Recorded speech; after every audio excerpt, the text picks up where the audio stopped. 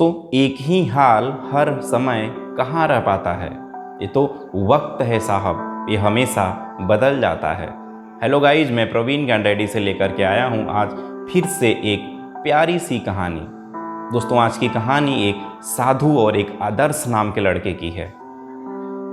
एक साधु थे जिनका काम था शहर से शहर भिक्षा मांगना। वैसे ही हर शहर में जा के भिक्षा मांगते थे। एक बार किसी शहर में भिक्षा मांगने जाते हैं तो वहाँ पे उनको लेट हो जाता है, रात होने लगती है। तो सोचते हैं कि क्यों ना हम वहीं पे विश्राम कर लें और कल सुबह जैसे ही होगा हम फिर से दूसरे शहर के लिए निकलेंगे। तब तक देखते हैं कि उनके बगल में एक छोटा सा घर होता है। उस घर में एक लड़का रहता है आदर्श नाम का। आदर्श नाम का लड़का जैसे ही देखता है कि साधु महाराज हमारे घर के सामने पधारे हैं, वो तुरंत दौड़ करके जाता है, उस साधु महाराज का पैर छूता है और उनको आदरपूर्वक अपने घर में ले आता है। उनको अच्छे से खाना खिलाता है, उनको अच्छे से विश्राम करने के लिए शरण देता है अपने घर में।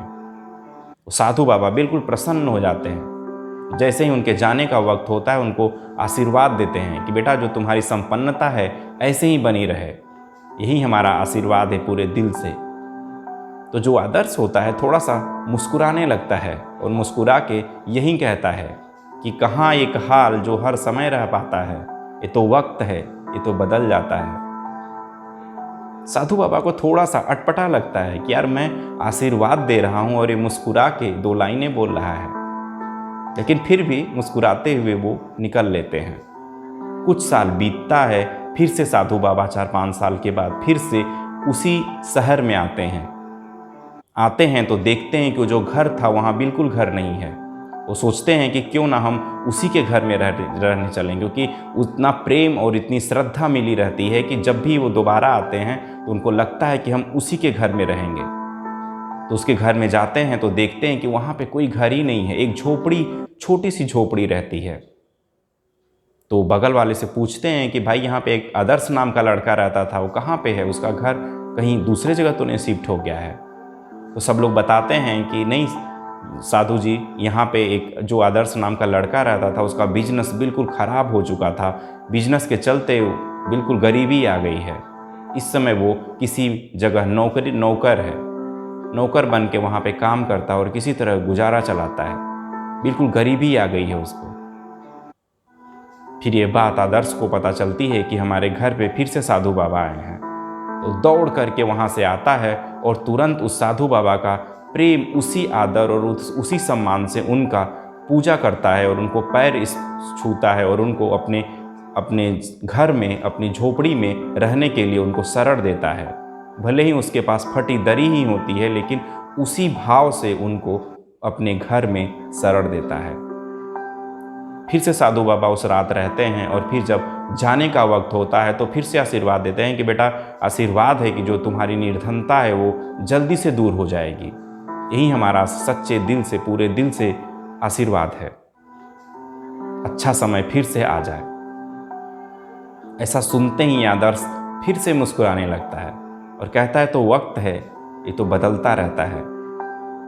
साधु बाबा को फिर वो बात अटपटी लगती है कि इतना निर्धन हो गया फिर भी मुस्कुरा रहा है, फिर भी वही लाइनें बोल रहा है। फिर भी साधु बाबा उसकी बातों को नज़रअंदाज करते हुए फिर से निकल लेते हैं। कुछ साल बीतता है, 10 साल बीतता है। उसके बाद फिर से उस साधु बाबा का उसी शहर में आने को होता है और जैसे ही आते हैं देखते हैं कि वहाँ तो न तो झोपड़ी है न तो घर है, कुछ भी नहीं है। वहाँ बिल्कुल महल बन चुका था। तो बगल वाले से पूछते हैं कि यार, एक जो आदर्श नाम का लड़का है वो कहाँ पे है।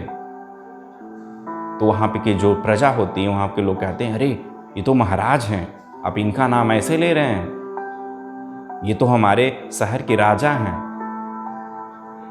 तो पूछें कि यार ऐसा कैसे हुआ, यहाँ पे तो एक छोटा सा लड़का रहता था।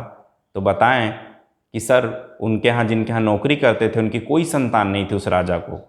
तो उन्होंने वो अपनी पूरी राज्य उनको सौंप दी, उनको बेटा मान लिया और पूरी राज्य उनको सौंप दी। और वो आज इस समय यहाँ के राजा हैं। तो आप प्लीज उनका नाम ऐसे मत लीजिए, महाराज हैं वो हमारे। साधु जो है मंद मंद मुस्कुराने लगते हैं और जाते हैं उसी आदर्श के पास फिर से रहने के लिए। तो जो आदर्श होता है फिर से उसी भाव से दौड़ करके आता है, उस साधु के चरण स्पर्श करता है और उनको उसी भावपूर्वक अपने महल में, अब तो पूरे धन धान्य की कोई कमी नहीं है, तो उसी भाव से उनका जो है सम्मान करता है, उनको अपने महल में रहने के लिए शरण देता है। साधु बाबा फिर से बहुत प्रसन्न होते हैं और फिर से जाने की बारी आती है। तो साधु बाबा फिर से आशीर्वाद देते हैं कि बेटा, ये जो तुम्हारी संपन्नता है ऐसे ही भगवान बनाए रहें, तुम ऐसे ही खूब आगे बढ़ते रहो। तो फिर से वो आदर्श जो है वही बात कहता है कि वक्त एक जैसे रह कहाँ पाता है, ये वक्त है साहब हमेशा गुजर जाता है। साधु बाबा को इस बार ज़्यादा अटपटी बात लगती है। उनको लगता है कि यार असल में साधु तो यही है, इसी को ज्ञान है, क्योंकि ये वक्त है हमेशा बदलता रहता है। तो साधु बाबा पूछते हैं कि क्या फिर से ये भी नहीं रहेगा, ये भी बदल जाएगा? तो आदर्श कुछ नहीं बोलता है और मुस्कुराने लगता है। फिर से साधु बाबा उस शहर से निकल पड़ते हैं। फिर 5 साल बीतता है, फिर से साधु बाबा आते हैं और देखते हैं कि वहाँ पे महल तो था लेकिन वो राजा नहीं था। बगल में पूछते हैं तो सब लोग बताते थे कि उनकी मृत्यु हो गई, उनका कोई संतान नहीं था, उनकी जितनी भी बेटियां थीं उनकी शादी हो चुकी, सबको अपने अपने घर भेज दिया और वहाँ पे कोई नहीं बचा। उनकी एक पत्नी थी जो कोने में, उसी महल के कोने में बैठ करके बिल्कुल दुखी थी, क्योंकि उसके पास कोई नहीं था। तो फिर से साधु को उस दिन ज्ञान हुआ कि असला साधु तो वही था, जिसे पता था कि वक्त है बदल जाएगा। उसको दुख भी आया, उसको गरीबी भी आई, उसके बाद वो राजा भी हुआ। लेकिन ज़रूरी नहीं है कि जो आज राजा है वो हमेशा रहे, क्योंकि या तो राज्य रहेगा या तो वो राजा रहेगा। तो दोस्तों, छोटी सी कहानी हमको बहुत बड़ी बड़ी चीज़ें सिखाती हैं। कभी कभी हमारे ज़िंदगी में बहुत से लोग हैं जिनको धन का घमंड हो जाता है और वो सामने वाले को दुखी देख करके खुश रहते हैं। तो हमेशा याद रखें कि न तो आपके पास धन टिकने वाला है, न तो उनके पास दुख टिकने वाला है। ये तो वक्त है, बदलता रहता है। आपको अगर लगता है कि आपके पास धन हमेशा बरकरार रहेगा, तो एक चीज़ का आप भी ध्यान दीजिएगा कि धन तो रहेगा लेकिन आप नहीं रहेंगे। तो हमेशा कभी भी आपको जब घमंड हो जाए, या तो आप किसी दुख में दुखी हैं या तो आपको पैसे या धन का बहुत ज़्यादा घमंड है, तो दोनों लोग ये बात हमेशा याद रखिएगा कि तो वक्त है, बदलता रहता है। आपके दुख के बाद एक समय आएगा जब आपको खुशियाँ ही खुशियाँ मिलेंगी। और अगर आपके पास घमंड है तो आप ज़रूर ध्यान दीजिएगा कि जो धन है वो किसी और का हो जाएगा। तो और दूसरी चीज़ें कहानी ये सिखाती है कि हमें हर हाल में अपने बिहेवियर को चेंज नहीं करना चाहिए। अमीरी और गरीबी के हिसाब से अपने बिहेवियर को चेंज ना करें, क्योंकि असला इंसान वही है जो धन के आने जाने से अपने व्यवहार को नहीं बदलता। आप जैसे हैं हमेशा वैसे ही रहिए। आपके व्यवहार में धन के आने जाने से कमी या बढ़ोतरी ना हो, तभी आप एक सच्चे इंसान कहलाएंगे। तो दोस्तों, आज की कहानी कैसी लगी आप हमें कमेंट बॉक्स में ज़रूर बताइएगा। और अगर हमारी कहानी अच्छी लगी हो तो प्लीज़ लाइक और सब्सक्राइब करना मत भूलिएगा। आज के लिए बस इतना ही। अगले हफ्ते फिर से आपका दोस्त आपके लिए एक नई कहानी लेकर के आता है।